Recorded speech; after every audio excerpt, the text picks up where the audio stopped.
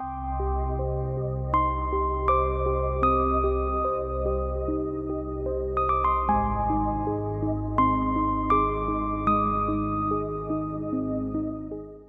us see the characteristics of ecosystems like oceans.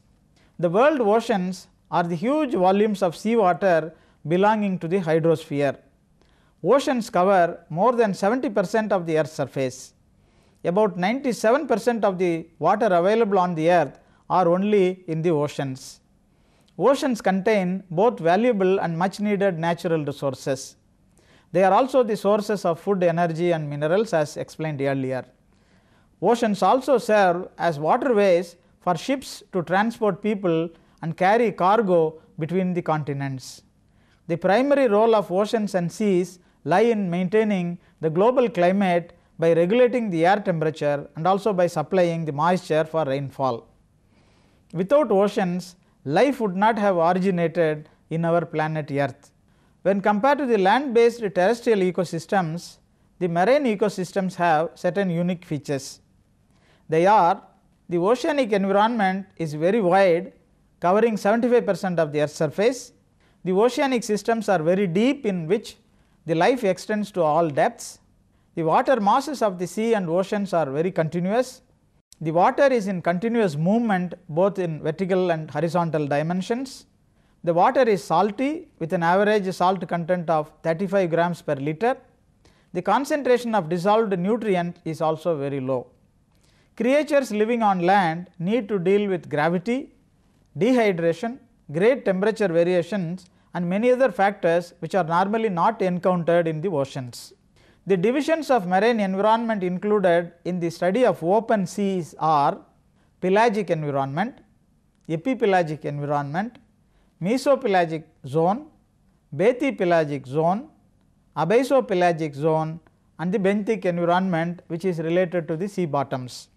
The distribution of marine life includes the study of planktons, phytoplanktons, zooplanktons, nectons and the benthos. The temperature fluctuation is maximum in the oceanic waters. The Arctic waters are colder waters. Tropical waters are warmer water zones. The variation is seasonal and diurnal in the oceanic water masses. Ocean animals show a varied response to the temperature variations also.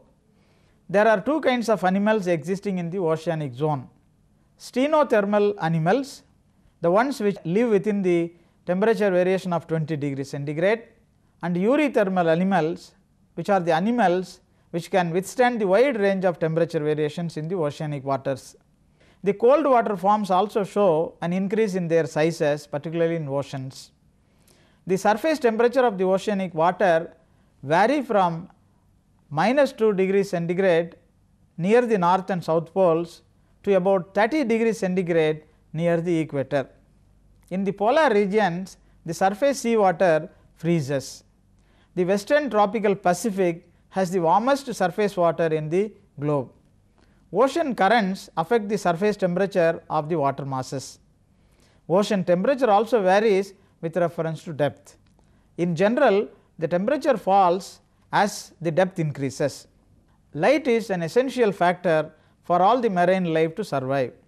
It is required for photosynthesis, heating of water mass, radiation purposes and also for the vision which is needed for the life to survive inside the waters. Light determines the plant and animal life and depends on the angle of incidence. Perpendicular rays go deeper into the oceanic waters. Based on the intensity of light, the water body of marine ecosystems can be differentiated into three zones. They are the euphotic zone, the dysphotic zone and the aphotic zone. The euphotic zone is characterized by the following features. The zone extends up to 100 meters depth. It is illuminated and it is the production zone of the oceans, rich with phytoplankton, primary consumers and secondary consumers. The dysphotic zone lies between 100 meters and 200 meters depth. It is weakly lighted.